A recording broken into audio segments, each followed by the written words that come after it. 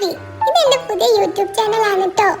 ഞാൻ ഇന്ന് കുക്ക് ചെയ്യാൻ പോകുന്നത് ചിക്കൻ കറിയും നല്ല അരിപ്പത്രിയുമാണ്. ആവശ്യമുള്ള പച്ചക്കറികളൊക്കെ എടുത്ത് കുനുകുന മെല്ലെ അരിഞ്ഞ് ഒരു പാത്രത്തിലേക്ക് മാറ്റി വെക്കണം.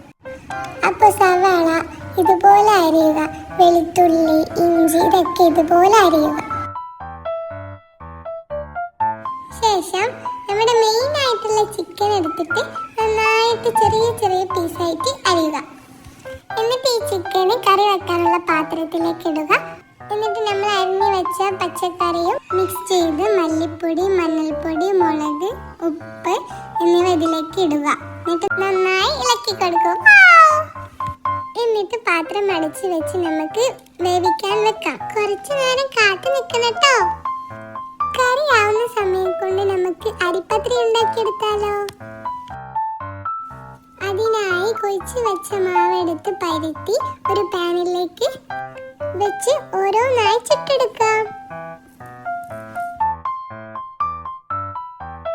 ചുട്ടെടുത്ത പത്രിയെല്ലാം ഒരു പാത്രത്തിലേക്ക് മാറ്റി വെച്ച് ഇനി വേവിച്ച ചിക്കൻ കറി നമുക്കൊന്ന് തുറന്നു നോക്കാം.